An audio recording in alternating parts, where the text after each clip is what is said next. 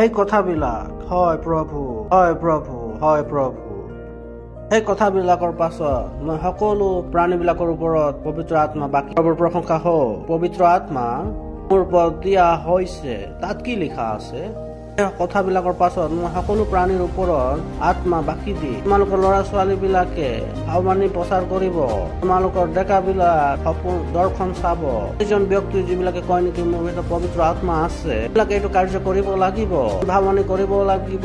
আপুনি সপোন চাব লাগে, আপুনি দৰ্শন চাব লাগে। পবিত্ৰ আত্মা আপোনাৰ কাৰণে এইটো সেৱা হয়। পবিত্ৰ আত্মা ঈশ্বৰে আপোনালোকলৈ এই কাৰণেই দিছে। এইটো ক'ব যে নহয় পবিত্ৰ আত্মাৰ সৈতে মই চাকৰি পাই গলো, এনেকা নহয়। এইটো পবিত্ৰ আত্মাৰ শ্ৰেষ্ঠ যি উদ্দেশ্য নহয়। আত্মাৰ শ্ৰেষ্ঠ উদ্দেশ্যটো কি হৈছে যে আপুনি ভাৱবাণী কৰি নিজৰ বিশ্বক ঈশ্বৰৰ ইচ্ছা অনুসাৰে সলনি কৰা। হালেলুয়া।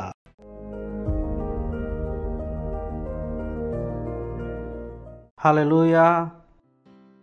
নিজৰ হাতবিলাকক তুলি লওক, ঈশ্বৰৰ সৈতে কথা বতৰা কৰক। কওক যে তেওঁ কিমান ভাল হয়, কওক তেওঁৰ দয়াৰ কাৰণে। ধন্যবাদ প্ৰভু, ধন্যবাদ, ধন্যবাদ, ধন্যবাদ আপোনাৰ দয়াৰ বাবে, আপোনাৰ কৰোণাৰ বাবে, আপোনাৰ ভালৰ কাৰণে ধন্যবাদ দিছো প্ৰভু। ধন্যবাদ, ধন্যবাদ, ধন্যবাদ আপোনাৰ আত্মাৰ বাবে। ধন্যবাদ, ধন্যবাদ আপোনাৰ লিখিত বাক্যৰ বাবে। ধন্যবাদ দিছো এইটো সময়ৰ কাৰণে যিটো আপুনি আমাক দিছে। ধন্যবাদ দিছো পবিত্ৰ আত্মা। আমি কৈছো মস্তিষ্ক, আমাৰ আত্মা, আমাৰ বিবেক খোলা আছে আপোনাৰ বাক্যৰ পৰা শুনিবলৈ আৰু গ্ৰহণ কৰিবৰ বাবে। প্ৰিয় পবিত্ৰ আত্মা ধন্যবাদ, ধন্যবাদ দিছো আৰু এই প্ৰাৰ্থনা প্ৰভু যীশু খ্ৰীষ্টৰ নামত বিচাৰিছো, আমেন। প্ৰভুৰ প্ৰশংসা হওক। আপোনালোকে বহিব পাৰে। হয়, আপুনি ওচৰত থকা জনক আদৰণি জনাব পাৰে, ক'ব পাৰে যে আপোনাৰ আদৰণি জনাইছো বুলি। কি হয় কওক যে আপোনাক দেখা পাই সুখী হৈছো। প্ৰভুৰ প্ৰশংসা হওক। আমি যোৱা দেওবাৰ কথা বতৰা আমি আৰম্ভ কৰিছিলো। এই দিনবিলাক কাৰ হয়? পবিত্ৰ আত্মাৰ। আৰু আপুনি মহান কাৰ্যবিলাকক কৰিব পাৰো। হালেলুয়া। কওক যে পবিত্ৰ আত্মাৰ দিন হয়, এইবিলাক পবিত্ৰ আত্মাৰ দিন হয়। মই মহান কাৰ্যবিলাকক কৰিব পাৰো, মই অসম্ভৱবিলাকক সম্ভৱ বনাব পাৰো। তাকে বৃহৎ হয়। আপুনি এইবিলাকক চিনাক্ত কৰিব লাগিব। আপুনি পবিত্ৰ আত্মাৰ দিনত আছে আৰু অসম্ভৱক সম্ভৱ কৰাটো আমাৰ কাৰণে আৱশ্যকীয় হয়, সহজ হয়। এইটো সেই দিন নহয় যত নেকি আমি পৰাস্ত হৈ আহি যাওঁ। সেই দিন নহয় যত নেকি আমি দৰিদ্ৰতাত জীৱন যাপন কৰো। সেই দিন নহয় যত নেকি আমি ৰোগীয়া হৈ জীয়াই থাকো। পবিত্ৰ আত্মাৰ দিন হয়, পবিত্ৰ আত্মাৰ দিন হয়। দিনাখন পবিত্ৰ আত্মা পেন্টেকস্তৰ দিনাখন আহিলে, সেই দিনৰ পৰা আচৰিত কাৰ্যবিলাক হবলৈ প্ৰভুৰ প্ৰশংসা হওক। বাইবেলে কৈছে যে পেন্টেকস্তৰ দিনা 120 জন শিষ্য ক'ত আছিলে? ওপৰৰ কোঠালিত বহি প্ৰাৰ্থনা কৰি আছিলে। এতিয়া যীশুখ্ৰীষ্ট 40 দিনৰ আগতে মৰিছিলে, মৰি জীৱিত হৈছিলে। 3 দিনৰ পাছত ক'ত গৈছিলে? স্বৰ্গলৈ গৈছিলে। 40 দিন তাৰপিছত কাৰ লগত থাকিলে? শিষ্যবিলাকৰ লগত। ঠিকে আছে নহয় জানো? তেওঁৰ গুচি যোৱাৰ পাছত অলপ দিনৰ ক'ত আছিলে? তেওঁবিলাক ওপৰৰ কোঠালিত আছিলে। আৰু সেইটো পৰ্বৰ দিনা আছিলে, যি 50 দিনীয়া পৰ্ব আছিলে। যদি পঢ়ে তাত চাব যে 60 পৰা 90 দিনলৈকে তাতে আছিলে। শস্যৰ পৰা লৈ 50 দিনীয়া পৰ্বলৈকে আছিলে।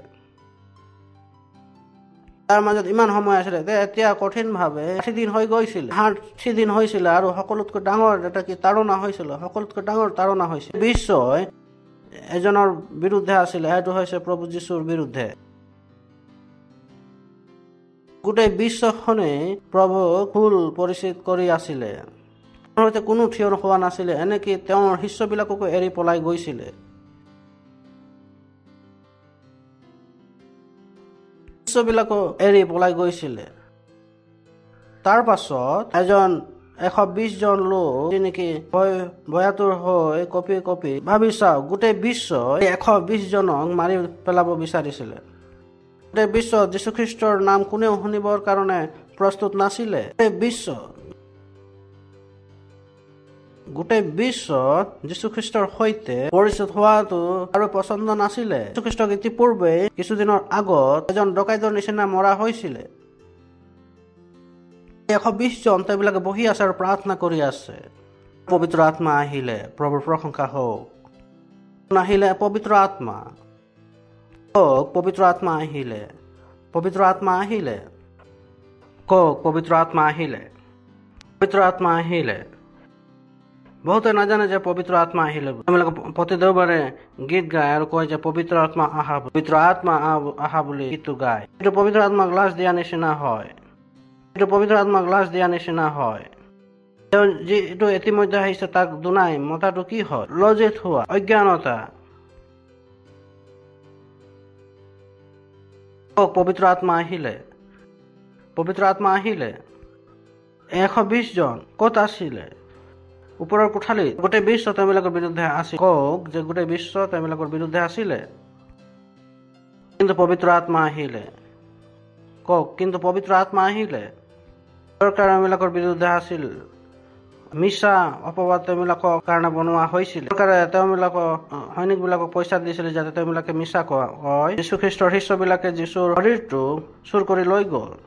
সকলো অপবাদবিলাক চলি আছিল। সকলো মিডিয়া কাৰ আছিলে? চৰকাৰৰ আছিল। আৰু 120 জন লোক আছিলে আৰু তাতে কি হ'ল? পবিত্ৰ আত্মা আহিলে। কিমান লোকে কৈছে যে পবিত্ৰ আত্মা আহিলে, পবিত্ৰ আত্মা আহিলে, পবিত্ৰ আত্মা আহিলে। যে তেতিয়া 120 জনৰ পাছত এজন পিতৰে উঠিলে। সেই পিতৰ যিজনে অলপ দিনৰ আগতে যীশুক 3 বাৰ অস্বীকাৰ কৰিছিলে আৰু এটা সৰু সন্তানৰ পৰা ভয় খাই গৈছিল। তেওঁ নহয় যে তেওঁ কোনোবাই যে বন্ধুক ৰাখি কৈছে যে তুমি যীশুখ্ৰীষ্টক জানা নেকি? যে এজন সৰু শিশুৱে সুধিলে যে তুমিতো যীশুৰ হৈ জানেনে? যে সৰু এটা শিশুৰ লৈকে ভয় খাই গৈছিলে। পিতৰ যিজন ভয় খাই আছিলে, এই 120 জন লোক, এইবিলাকে সকলোকে দুৰ্ভগীয়া লোকবিলাক আছিলে সম্ভৱ। সকলোতকৈ দুৰ্ভাগ্য তেওঁবিলাকৰ গুৰু কেনেকৈ বধ কৰা হৈছিলে? ডকাইতৰ নিচিনা। লজ্জিত হোৱাৰ কোনো সীমা নাছিলে। 120 জন লোক বহি আছিলে আৰু পবিত্ৰ আত্মা আহিলে। কওক পবিত্ৰ আত্মা আহিলে, পবিত্ৰ আত্মা আহিলে, পবিত্ৰ আত্মা আহিলে। আৰু যেতিয়া পবিত্ৰ আত্মা আহিলে তেতিয়া বাইবেলে কৈছে যে এই পিতৰে থিয় হৈ প্ৰচাৰ কৰিলে। এদিনতে 3000 লোক সেই লোকজনকে গ্ৰহণ কৰিলে যিবিলাকে নেকি অলপ দিনৰ আগতে তেওঁৰ বিৰুদ্ধে আছিলে। প্ৰভুৰ প্ৰশংসা হওক, হালেলুয়া। ভাবি চাওক, 3000 লোক একেলগে, 3000 লোক যিবিলাক নেকি যীশুৰ শত্ৰু আছিলে, 3000 লোক যিবিলাক নেকি যীশুৰ শত্ৰু আছিলে, যিবিলাক যিহুদী আছিলে, সকলোবিলাক মিলি যীশু ক্ৰুচত আৰিছিলে। তেওঁবিলাক পৰজাতি নাছিলে, তেওঁবিলাকে যিহুদী আছিলে।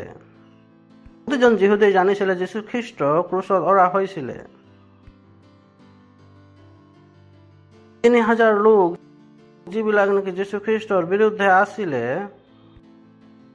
পবিত্ৰ আত্মাৰ দ্বাৰা সেই সকলোবিলাক মিনিটতে সলনি কৰা হৈ গৈছিলে। প্ৰভুৰ প্ৰশংসা হওক, হালেলুয়া, হালেলুয়া, হালেলুয়া। এই 3000 বিৰুদ্ধে লয়া আপুনি গ'ল শুভবাৰ্তা প্ৰচাৰ কৰিবলৈ।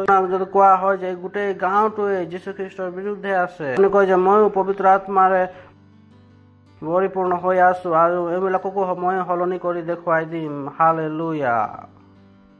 আপোনালোকৰ অফিচে কয় যে যদিহে আপোনালোকে বাস্তৱিকতা সংগ্ৰহক বিতৰণ কৰে, অফিচৰ পৰা উলিয়াই দিম, তেতিয়া আপুনি কয় প্ৰভু আপোনাৰ কিছুমান বিৰোধীবিলাক দেখা পাইছো, এইবিলাক আজি গধূলিলৈকে আপোনাৰ বাস্তৱিকতা সংগ্ৰহ পঢ়িব আৰু পাৰ্টনাৰশ্বিপো কৰিব। সকলোবিলাক পবিত্ৰ আত্মাৰ ক্ষমতাৰ দ্বাৰা হ'ব। হালেলুয়া।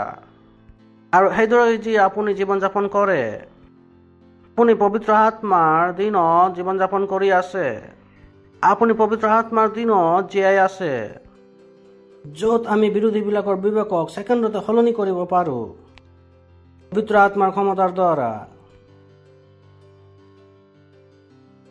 নহয় যে ইয়াত এওঁ বাধা কৰি দিছে, তেনেহলে কি হব? মই পবিত্ৰ আত্মাৰে পৰিপূৰ্ণ হৈ আছো। এই বিৰোধীবিলাকক পবিত্ৰ আত্মাৰ ক্ষমতাৰ দ্বাৰা এইবিলাকক সলনি কৰিব পাৰো। এইবিলাকে যীশু খ্ৰীষ্টৰ সন্মুখত আঁঠু কাঢ়িব প্ৰভু যীশু খ্ৰীষ্টৰ নামত। প্ৰভুৰ প্ৰশংসা হওক। আপোনালোকে শুনিছে নহয় জানো? যদিহে আপোনালোকে বুজি পায়, আপোনালোকে কেনেকুৱা দিনত জীৱন যাপন কৰি আছে, দিনত জীৱন যাপন কৰি আছে, আমি পবিত্ৰ আত্মাৰ দিনত জীৱন যাপন কৰি আছো। ছেকেণ্ডতে দেশবিলাকক সলনি কৰিব পাৰো, কোনেও একো কৰিব নোৱাৰিব। আমি পবিত্ৰ আত্মা ক'ৰ পৰা আমি বিচাৰিম? পবিত্ৰ আত্মাৰ বিৰুদ্ধে কোনো অস্ত্ৰ শস্ত্ৰ নাই, পবিত্ৰ আত্মাৰ বিৰুদ্ধে কোনো নিয়ম নাই, পবিত্ৰ আত্মাৰ বিৰুদ্ধে কোনো সংবিধান নাই। পবিত্ৰ আত্মা এই জগতৰ গৰাকী হওক। প্ৰভুৰ প্ৰশংসা হওক। হালেলুয়া। পবিত্ৰ আত্মাৰ বিৰুদ্ধে কোনো নিয়ম নাই, কোনো সংবিধান নাই, কোনো কেছ নাই। Hallelujah, hallelujah. আপুনি পবিত্ৰ আত্মাক জেলত বন্ধ কৰি ৰাখিব নোৱাৰে। পবিত্ৰ আত্মাক আপুনি বধ কৰিব নোৱাৰে। পবিত্ৰ আত্মাৰ আগত আপুনি থিয় হ'ব নোৱাৰে। পবিত্ৰ আত্মা হয় যিয়ে গোটেই বিশ্বখনক বনাইছে। হালেলুয়া। পবিত্ৰ আত্মা যি আকাশ মণ্ডল বনাইছে, সমুদ্ৰ বনাইছে, পবিত্ৰ আত্মা যিটো মুচিয়ে হাত আগবঢ়াই দিছিলে, তেতিয়া গোটেই সমুদ্ৰখন দুটা ভাগত বিভক্ত হৈ গৈছিলে। কেনেকৈ মই পবিত্ৰ আত্মাৰ সৈতে ৰুগীয়া হ'ব পাৰো? মই পবিত্ৰ আত্মাৰ সৈতে মই পৰাস্ত হ'ব পাৰো? কেনেকৈ ক'ব পাৰো পবিত্ৰ আত্মাৰ সৈতে যে কোনোবাই মোক ধৰি লৈছে? নহয় নহয় নহয়, মই পবিত্ৰ আত্মাৰ সৈতে সলনি হ'ব পাৰো। Hallelujah, hallelujah, hallelujah. হ'ব লাগিব, কিয়নো আপুনি পবিত্ৰ আত্মাৰ দিনত আছে। পবিত্ৰ আত্মাৰ দিনত আছে। পবিত্ৰ আত্মা থাকিলে তাৰ কোনো ভয় নাই। মই কওঁ প্ৰভু যে মই অকলে যথেষ্ট হওঁ এই জগতখন সলনি কৰিবৰ কাৰণে। যদিহে মই পবিত্ৰ আত্মা অকলে যদিহে বুজি লওঁ, প্ৰভুৰ প্ৰশংসা হওক। Hallelujah, hallelujah. আপোনালোকে শুনিছে নহয় জানো? প্ৰভুৰ প্ৰশংসা হওক। যিহেতু পবিত্ৰ আত্মাৰ দিন হয়, পঢ়ো মথি 4:17 পদ। মথি 4:17 পদ। সেই কালৰে পৰা অপ্ৰভু যীশু, আপোনালোকে ক'ব পাৰে মই কিয় হাঁহিছে? কিবা এটা দেখা পাইছো সেইটো কাৰণে মই হাঁহি আছো। আৰু সেই কালৰ পৰা যীশুৱে ঘোষণা কৰিবলৈ, আৰু সেই সময় এইটো বহুত গুৰুত্বপূৰ্ণ হয়। যদিহে আপুনি কাহিনীটো পঢ়িব, সেই সময় আছিল যেতিয়া নেকি যোহন বাপ্তাইজকক যি বাপ্তিস্মৰ সময়ত তেওঁ বন্ধ কৰি দিয়া হৈছিল। সেই সময়ত কেৱল এজনে ব্যক্তি আছিল যি নেকি ঈশ্বৰৰ ৰাজ্যৰ বিষয়ে প্ৰচাৰ কৰি আছিলে। সেইজন আছিলে যোহন বাপ্তাইজক। এই সময়ত তেওঁক বন্ধ কৰি দিয়া হৈছে। যীশুখ্ৰীষ্ট বুদ্ধিমান আছিলে। তেওঁ ক'লে যে এওঁতো বন্ধ হৈ গ'ল, এইটো দায়িত্ব কাৰ হয়? মোৰ হয়। দায়িত্ব কাৰ হয়? মোৰ হয়। আপোনালোকে জানে যিদিনাখনৰ পৰা যীশুখ্ৰীষ্ট স্বৰ্গলৈ গ'ল, তেতিয়াৰ পৰা ৰাজ্যৰ সুবাৰ্তা ঘোষণা কৰাটো দায়িত্ব কাৰ হয়? আপোনাৰ আৰু মোৰ হয়।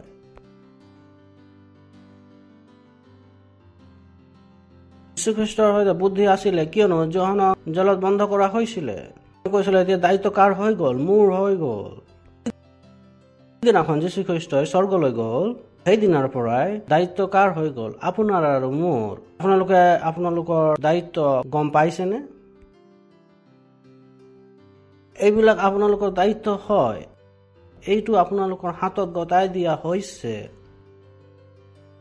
সেই কালৰে পৰা যীশুৱে ঘোষণা কৰিবলৈ ধৰিলে আৰু বোলে মন পালটোৱা। ওচৰত থকা জনক কওক মন পালটোৱা, মন পালটোৱা। আৰু এইকাৰণে মই হাঁহিছিলো যে হে প্ৰভু, এইটো বাৰ্তা আপুনি সেই অবিশ্বাসী যিহুদী বিলাকক দিছিলে, আজি মই মোৰ মণ্ডলীত দিবলগীয়া হৈছে। সেইবাবে মই হাঁহি আছিলো। লগা নাছিলে যে কোনোবা দিনাখন মই এইটো প্ৰচাৰ কৰিব লাগিব। মন পালটোৱা। চাই লওক, আপোনালোকে কওক, বছৰ বছৰ ধৰি তেওঁলোকে মণ্ডলীলৈ আহি আছে, তেওঁবিলাকলৈ প্ৰচাৰ কৰিব লাগিব যে মন পালটোৱা। এইকাৰণে মই হাঁহিছিলো। ওচৰত থকা জনক কওক মন পালটোৱা। ভালকে চাই লওক আৰু কওক যে মন পালটোৱা। নিশ্চয় পালটাবলৈ আছে নে? সেইটো পথতে জীয়াই থাকিব আছে?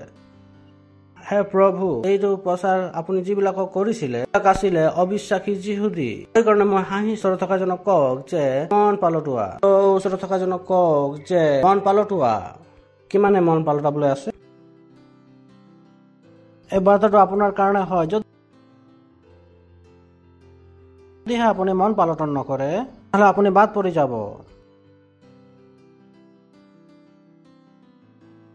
যেতিয়া ঈশ্বৰে এনেধৰণৰ কথা বতৰা কৰে তাক আপুনি গম্ভীৰভাৱে লওক। মন পালটন কৰা কাৰ ফলে? ঈশ্বৰলৈ। এইটো আপোনাৰ কাৰণে সহজ হয়, কিন্তু আপোনাৰ ভিতৰত ইতিমধ্যে ঈশ্বৰৰ স্বভাৱ আছে। মোৰ প্ৰশংসা হওক, হালেলুয়া। কওক, মোৰ ভিতৰত ঈশ্বৰৰ স্বভাৱ আছে। কি হয় কওক? মোৰ ভিতৰত ঈশ্বৰৰ স্বভাৱ আছে। মোৰ বাবে ঈশ্বৰলৈ মন লগোৱাটো সহজ হয়। তেওঁলোকৰ কাৰণে ইমান সহজ নাছিলে, কিয়নো তেওঁবিলাকলৈ এইটো স্বভাৱ তেওঁবিলাকৰ নাই।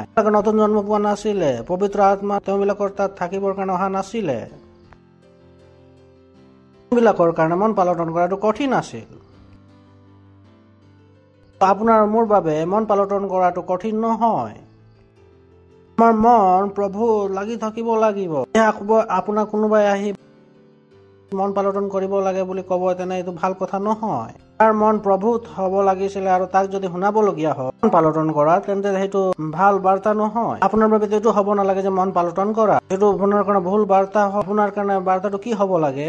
মন লগোৱা। ওচৰত থকা জনক কওক, মন লগোৱা।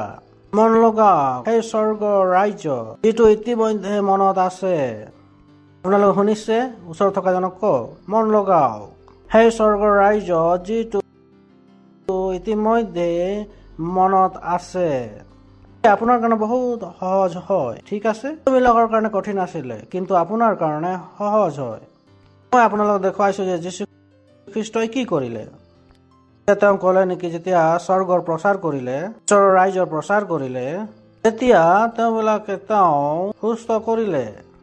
সেয়ে সুস্থতা বহুত আৱশ্যক হয়। ওচৰত থকা জনক কওক, সুস্থতা আৱশ্যক হয়। চেণ্টাৰ বনাওক। কেৱল চেণ্টাৰ বনোৱাই নহয়, আপুনি সেই চেণ্টাৰক বিকশিত কৰিব লাগিব। আপোনালোক ক'লো যে এইটো পবিত্ৰ আত্মাৰ দিন হয়, পবিত্ৰ আত্মাৰ দিন। মোৰ আৰু আপোনাৰ কাৰ্য কৰা সলনি কৰিব লাগিব। আমি প্ৰতি দেওবাৰে আহি বাৰ্তা শুনি সেইটোৱে আমি জীৱন যাপন কৰিব নোৱাৰো, যি নেকি সোমবাৰৰ পৰা যোৱা শনিবাৰলৈকে আমি অতিবাহিত কৰিছো। আপুনি দেওবাৰে মণ্ডলীলৈ গৈছে, তেনেহলে আপুনি পৰৱৰ্তী সোমবাৰত জীৱন যাপন কৰা পদ্ধতি সলনি কৰিব লাগিব। সোমবাৰে আপোনাৰ জীৱনত জীয়াই থাকিবৰ কাৰণে নতুন পদ্ধতি হ'ব লাগিব। আপুনি এতিয়া সেই সোমবাৰে জীৱন অতিবাহিত কৰি আছে, 10 বছৰলৈকে জীৱন যাপন কৰি আছিলে, তেনেহলে আপুনি মণ্ডলীত আহি আপুনি মণ্ডলীৰ সময় নষ্ট কৰি আছে। যেতিয়া আপুনি বাস্তৱিকতা সংগ্ৰহ কৰে, তেতিয়া পঢ়াৰ লগে লগে আপোনাৰ জীৱনৰ জীয়াই থকাৰ পদ্ধতি সলনি হ'ব লাগিব।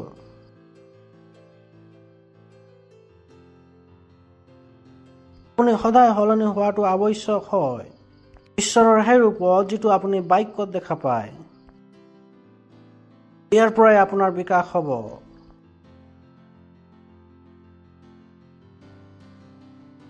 আপুনি নিজকে নিজে প্ৰতাৰিত নকৰিব। আপুনি জানে যে আপোনাৰ বিকাশ কেনেকৈ হয়, আৰু আপুনি বিকাশ কৰা নাই। মোৰ প্ৰশংসা হওক, হালেলুয়া। এইটো পবিত্ৰ আত্মাৰ দিন হয়। কওক, এইটো পবিত্ৰ আত্মাৰ দিন হয়। পবিত্ৰ আত্মাৰ দিন হয়। এয়া পবিত্ৰ আত্মাৰ দিন হয়। শুনিছে? কওক যে এইটো পবিত্ৰ আত্মাৰ দিন হয়। কৰিব সেইটো কৰক যিটো পবিত্ৰ আত্মাই বিচাৰে। আমি চাওঁ জুৱেল 2:28 হয়, ক'ব পাৰে হয়, ক'ব পাৰে হয়।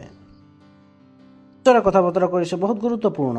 ক'লে তাৰ পাছত যে কেনে সুন্দৰ। তাৰ পাছতে গোটেই মনুষ্য জাতিৰ ওপৰত মোৰ আত্মা বাকি দিম। প্ৰভুৰ প্ৰশংসা হওক। কওক যে ঈশ্বৰৰ আত্মা গোটেই মনুষ্য জাতিৰ ওপৰত বাকি দিয়া হৈছে। কি হয় কওক যে পবিত্ৰ আত্মা মোৰ ওপৰত বাকি দিয়া হৈছে। তাৰ পাছতে মই গোটেই মনুষ্য জাতিৰ ওপৰত মোৰ আত্মা বাকি দিম। তাতে তোমালোকৰ পুঁজিবিলাকে ভাৱবাণী প্ৰচাৰ কৰিব, তোমালোকৰ বৃদ্ধবিলাকে সপোন দেখিব, আৰু তোমালোকৰ যুৱবিলাকে দৰ্শন পাব। সেই প্ৰতিজন ব্যক্তি যিবিলাকে কয় নেকি মোৰ পবিত্ৰ আত্মা আছে, তেওঁবিলাকে এই কাৰ্য কৰিব লাগিব। আপোনালোকে ভাৱবাণী কৰিব লাগে, আপোনালোকে সপোন চাব লাগিব, আপোনালোকে দৰ্শন চাব লাগিব। এইবিলাক আপোনালোকৰ বাবে পবিত্ৰ আত্মাৰ সেৱা হয়। ঈশ্বৰে পবিত্ৰ আত্মা আপোনালোকক এইবাবেই দিছে। এনে নহয় যে আপুনি কৈছে পবিত্ৰ আত্মাৰ সৈতে মই চাকৰি পাই গলো, পবিত্ৰ আত্মাৰ সৈতে মোৰ বিয়া হৈ গল। নহয়, সেইটো পবিত্ৰ আত্মাৰ শ্ৰেষ্ঠ উদ্দেশ্য নহয়। শ্ৰেষ্ঠ উদ্দেশ্য কি হয় যে পবিত্ৰ আত্মাৰ সৈতে ভাৱনি কৰি বিশ্ব তাৰ অনুসাৰে সলনি কৰা। হালেলুয়া। নিশ্চয় আপোনালোক যে ঈশ্বৰৰ পৰা আপোনালোকে বাক্য শুনে আৰু তাক কয়, তাতে আমাৰ বিশ্ব নষ্ট হৈ যোৱাৰ পৰা বাচি যায়। প্ৰভুৰ প্ৰশংসা হওক। Hallelujah, hallelujah, hallelujah. আপোনালোকে শুনিছে, যেতিয়া আত্মা বাকি দিয়া হব তেতিয়া আপুনি ভাৱনি প্ৰচাৰ কৰিব লাগিব, সপোন চাব লাগিব, নতুন মণ্ডলী, নতুন আত্মাৰ। হালেলুয়া। এইবিলাক ঈশ্বৰৰ সপোন হয়। মই নাজানো আপোনালোকে যেতিয়া পবিত্ৰ আত্মাৰে পৰিপূৰ্ণ হয় তেতিয়া আপোনালোকে কি চাই। মইতো এইটোৱে দেখা পাওঁ, যেতিয়া মই মোৰ চকু বন্ধ কৰো তেতিয়া মই সেই লাখ অযুত লোকবিলাকক দেখা পাওঁ। পবিত্ৰ আত্মাই কয় যে মই এই সকলোবিলাক তোমাক দিছো। মোৰ কাম হৈছে পবিত্ৰ আত্মাৰ সেৱা, যিবিলাক মোৰ সৈতে হোৱা উচিত। মই পৰভাষা কওঁ তেতিয়া মই সপোন দেখা পাব লাগিব, কিন্তু যিটো ঈশ্বৰে মোৰ বাবে চাইছে। প্ৰভুৰ প্ৰশংসা হওক। সপোন নহয় যিটো নেকি মই নিজৰ কাৰণে চাইছো। ইয়াত কৈছে যে তোমালোকৰ বৃদ্ধ বিলাকে সপোন দেখিব, কিন্তু প্ৰশ্ন হৈছে যে কেনেধৰণৰ সপোন চাব। নহয় যিটো নেকি তেওঁবিলাকৰ বিবেকৰ পৰা হৈছে। সপোন যিটো নেকি ঈশ্বৰে ইতিমধ্যে তেওঁলোকৰ বাবে চাইছে, সেইবিলাক কেৱল বিলাকলৈ পবিত্ৰ আত্মাৰ যোগেদিহে দেখা পোৱা যাব। কিয়নো ইতিমধ্যে এতিয়া পবিত্ৰ আত্মা আহি গল, সেইবাবে তেওঁবিলাকে ঈশ্বৰৰ সপোন দেখা পাব। ঈশ্বৰৰ বাবে তেওঁবিলাকৰ লৈ আছে। প্ৰভুৰ প্ৰশংসা হওক। শুনিছে আপোনালোকে নহয় জানো? অন্যথা সপোন পবিত্ৰ আত্মাৰ অবিহনে চাব নোৱাৰে নেকি? কিমান লোকে মোৰ সৈতে আছে পবিত্ৰ আত্মাৰ অবিহনে সপোন দেখিব নোৱাৰে নেকি? লোকবিলাকে সপোন চাই। ইয়াত কিয় কলে যে আত্মা বাকি দিম আৰু তেওঁবিলাকে সপোন চাব? কিয়নো ইয়াত যিটো সপোন হয় সেইটো কোনটো হয়? ঈশ্বৰৰ সপোন হয় আপোনাৰ বাবে, যিটো আপোনাৰ কাৰণে ৰখা হৈছে। ঈশ্বৰৰ সপোন আপোনাৰ বিশ্বৰ কাৰণে, যাতে আপোনাৰ পবিত্ৰ আত্মাৰ দ্বাৰা তেওঁ আপোনাৰ বিবেকক ব্যৱহাৰ হবলৈ দিয়ক। কৈছে নেকি নহয় যে প্ৰতিখন দেশতে যি হুলস্থুল হব, আপুনি কয় দেশত শান্তি হব। আপুনি সেইটো সপোন দেখে যিটো নেকি ঈশ্বৰে বিচাৰিছে। এইটো নহয় যে আপুনি নিজৰ সপোন চাইছে, নহয়। ঈশ্বৰক আপোনাৰ বিবেকৰ আৱশ্যক আছে আপোনাৰ বিশ্ব সলনি কৰিবৰ বাবে। আপুনি প্ৰাৰ্থনা কৰে আৰু সপোন হয় যে ভাৰতত শান্তি আছে যীশু খ্ৰীষ্টৰ নামত। ভাৰতৰ চুকে কোণে মণ্ডলী আছে যীশু খ্ৰীষ্টৰ নামত। প্ৰতিখন ঘৰতে মণ্ডলী আছে প্ৰভু যীশু খ্ৰীষ্টৰ নামত। একেবাৰে পদবিলাক খালী থাকিব আৰু প্ৰতিটো ঘৰত গীৰ্জাত যাব প্ৰভু যীশু খ্ৰীষ্টৰ নামত। এইবাবে পবিত্ৰ আত্মা আপোনাৰ ওচৰলৈ আহিছে। আপুনি ঈশ্বৰৰ সপোনৰ কাৰণে আপোনাৰ বিবেক বিলাকক খুলি দিয়ে। যিদৰে ঈশ্বৰে আব্ৰাহামক সলনি কৰিবৰ বাবে আমাক আশীৰ্বাদ দিবৰ কাৰণে যিদৰে আব্ৰাহামৰ আৱশ্যক আছিলে, আব্ৰাহামৰ বিবেকক সলনি নকৰিলে হয় আজি আমি আব্ৰাহামৰ সন্তান বুলি আমাক কোৱা নহল। তেনেদৰে আব্ৰাহামৰ আশীৰ্বাদো আমাৰ লগত নাথাকিলে হয়। আমাৰ বিশ্বলৈ ঈশ্বৰৰ আশীৰ্বাদ এজন মানুহৰ বিবেক খোলা নোখোলাৰ পৰা ওপৰত ভিত্তি কৰি আছিলে। আপোনালোকে জানেনে তাক? সেইদিনাখন আব্ৰাহামৰ বিবেক মুকলি কৰা নহলে হয়, নহলে মোৰ আৰু আপোনাৰ ওচৰত আশীৰ্বাদ বিলাক নাহিলে হয়।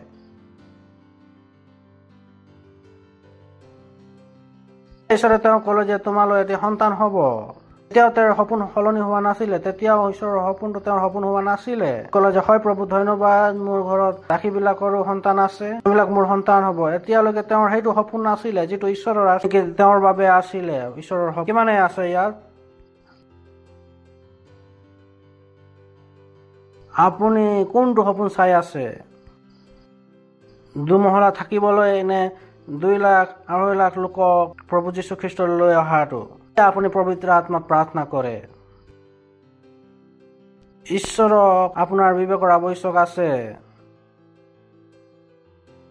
আপোনাৰ সপোন এনে আছে নে যিটো নেকি আপোনাৰ সকলো গলিপথ বিলাক খ্ৰীষ্টলৈ আহিছে, গাঁওটো যীশু খ্ৰীষ্টলৈ আহিছে, সকলো সম্বন্ধীয় যিটো জাতিৰ পৰা আপুনি আহিছে। সপোন আছে এদিন প্ৰতিজন আগৰুৱালে যীশু খ্ৰীষ্টৰ আগত আঁঠু কাঢ়িব প্ৰভু যীশুৰ নামত। নিত্যল প্ৰতিটো অঞ্চল প্ৰতিজন লোক যিবিলাক বনিয়া বুলি কোৱা হয়, প্ৰতিজন ব্যক্তি যিবিলাকক মাৰোৱাৰী কোৱা হয়, সপোন হয় যে তেওঁবিলাক কাক জানক? যীশু খ্ৰীষ্টক জানক। এইটো মোৰ সপোন হয়। মই ঈশ্বৰৰ সপোনবিলাকক চাইছো। তেওঁবিলাকৰ নিচিনা জীৱন যাপন কৰিবলৈ নাভাবো। মই ভাবো তেওঁবিলাকে মোৰ নিচিনা জীৱন যাপন কৰিবলৈ আৰম্ভ কৰি দিয়ক। এইটো মোৰ সপোন হয়। মই তাক কি কৈছো? এই সপোনবোৰ ঈশ্বৰৰ সপোন। এইটো নহয় যে মোৰলৈ ছোৱালীৰ সপোন আহিছে, ল'ৰাৰ সপোন আহিছে। বিবেকক মুকলি কৰিব লাগিব। আব্ৰাহামে তাক মুকলি কৰিবলগীয়া হৈছিলে আৰু সেইকাৰণে আমালৈ আশীৰ্বাদ আহিছিলে। মানুহৰ ওচৰলৈ সপোন আহিছে যে মোৰ মাতৃ বেমাৰত আছে, মৰি নাযাওঁ। কেনেধৰণে সপোন হয়? কেনেধৰণৰ সপোন এইটো চাইছে? কিছুমানৰ এনেকুৱাই সপোন আহে। কিছুমানে কাৰ চলাই থাকিব, কাৰ লাগি যাব আৰু তেওঁবিলাকে ওচৰত থকা এজন চুবুৰীয়াৰ লগত। মই তো কওঁ যে তেনেধৰণৰ কেনেকৈ সপোন আপোনালোকে চাইছে? ভুল সপোন নাচাব। সপোনবিলাক ফলিয়াই। যেতিয়া ঈশ্বৰ ইয়াত কৈছে, তেওঁ কি কৈছে? এই সপোন কোনবিলাক সপোন? যিবিলাক সপোন ঈশ্বৰে আপোনাক দিছে। প্ৰশংসা হওক। যিবিলাক সপোন ঈশ্বৰৰ ওচৰত আপোনাৰ বাবে আছে। হালেলুয়া। আপোনালোকে শুনিছে? আপুনি কেতিয়া গম নাপাব যে আপুনি কিমান ডাঙৰ হ'ব পাৰে। মোৰ প্ৰশংসা হওক। হালেলুয়া। হালেলুয়া। কওক যে মই ভাৱবাণী কৰিবৰ কাৰণে আছো। কোনটো ভাৱবাণী? যিটো নেকি আমাৰ বিশ্ব সঠিক কৰিব। থকাজনক কওক যে মন পালটোৱা। মন লগাও। ক'ত লগাব? ৰাজ্য। প্ৰভুৰ প্ৰশংসা হওক। হাতবিলাক দাঙি লওক। পৰভাষাত প্ৰাৰ্থনা কৰক। পৰভাষাত প্ৰাৰ্থনা কৰক। পোন চাওক আৰু ভাৱবাণী প্ৰচাৰ কৰক। দৰ্শনবিলাকক চাওক যিবিলাকক নেকি পবিত্ৰ আত্মাই আপোনাক দেখুৱাব বিচাৰে। পবিত্ৰ আত্মা এইবাবে দিয়া হৈছে। হালেলুয়া। প্ৰশংসা হওক। চিঞৰিব পাৰে গৌৰৱ। চিঞৰিব পাৰে গৌৰৱ। মই সত্যনিষ্ঠা হওঁ আৰু মই সত্যনিষ্ঠাৰ কাৰ্যবিলাকক কৰো। মোৰ দ্বাৰা ঈশ্বৰৰ ৰাজ্য আগবাঢ়িব। মই মোৰ মন ঈশ্বৰত লগাই ৰাখিম। তেওঁৰ সপোনবিলাকক চাম। তেওঁৰ দৰ্শনবিলাকক চাম। যিবোৰ তেওঁ মোৰ বাবে চাইছে। প্ৰভু যীশু খ্ৰীষ্টৰ নামত আমেন। সময়ে নিজৰ উপহাৰ, নিজৰ দশম ভাগ, নিজৰ পাৰ্টনাৰশ্বিপ আপোনালোকে দিব পাৰে।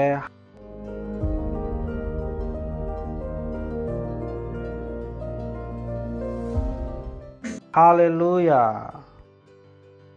ধন্যবাদ দিছো প্ৰভু আপোনাৰ দয়াৰ বাবে, আপোনাৰ কৰোণাৰ বাবে, মোৰ বাবে। ধন্যবাদ এই উপহাৰক আনিবলৈ সুযোগ দিয়াৰ বাবে, বুদ্ধি জ্ঞান দিয়াৰ বাবে আমি ইয়াক দিছো প্ৰভু।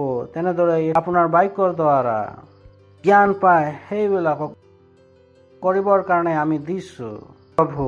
সেই বিশ্বাসৰ সৈতে দিছো যেনেকে আপোনাৰ বাক্যত আছে। আমি ইয়াক দিছো, তাৰ পৰা বৃদ্ধি ভাৱে আমালৈ আহিছে প্ৰভু যীশু খ্ৰীষ্টৰ নামত। প্ৰভু ধন্যবাদ দিছো। এই উপহাৰৰ ওপৰত আপোনাৰ আশীৰ্বাদৰ আহ্বান কৰিছো। ৰাজ্য বৃদ্ধি আৰু বিস্তাৰৰ বাবে এই প্ৰাৰ্থনা প্ৰভু যীশু খ্ৰীষ্টৰ নামত বিচাৰিছো। আমেন। প্ৰভুৰ প্ৰশংসা হওক। अगर आपने कभी भी उद्धार ग्रहण नहीं किया था, अगर आपने कभी भी मसीह को अपने हृदय में ग्रहण नहीं किया था, अगर आपने कभी भी मसीह के इस जीवन का अनुभव नहीं किया जिसके बारे में मैं बात कर रहा हूं, यह आपका क्षण है। इन शब्दों को कहिए, हे प्रभु परमेश्वर, मैं विश्वास करता हूं यीशु मसीह में, परमेश्वर के पुत्र में। मैं विश्वास करता हूं वो मरा मुझे बचाने के लिए। मैं विश्वास करता हूं परमेश्वर ने उनको मरे हुए में से जिलाया और वो आज जीवित हैं। मैं अपने मुंह से अंगीकार करता हूं यीशु मसीह मेरे जीवन के प्रभु हैं आज के दिन से, और उनमें मेरे विश्वास के द्वारा मैं ग्रहण करता हूं अनंत जीवन मेरे हृदय में, मेरी आत्मा में। धन्यवाद प्रभु मेरी आत्मा को बचाने के लिए। अब मेरे पास अनंत जीवन है। अभी मैं परमेश्वर की एक संतान हूं। मैं नया जन्मा हूं। धन्यवाद प्रभु। अगर आपने अभी अभी इस प्रार्थना को कहा था पास्टर क्रिस के साथ, बधाई हो, परमेश्वर के परिवार में आपका स्वागत है। কিয় হ'ব পাৰে আমি ঈশ্বৰৰ ধন্যবাদ দিম। পিতৃ ঈশ্বৰৰ প্ৰেম, প্ৰভু যীশু খ্ৰীষ্টৰ অনুগ্ৰহ, পবিত্ৰ আত্মাৰ সহভাগিতা সৈতে সদায় সৰ্বদা হৈ থাকিব প্ৰভু যীশু খ্ৰীষ্টৰ নামত, আমেন। নিশ্চয় মংগল আৰু দয়া সদায় মোৰ জীৱনত নিবাস কৰিব আৰু মই সদায়কাল জিহুৱাৰ গৃহত বাস কৰিবলৈ পাম প্ৰভু যীশু খ্ৰীষ্টৰ নামত, আমেন।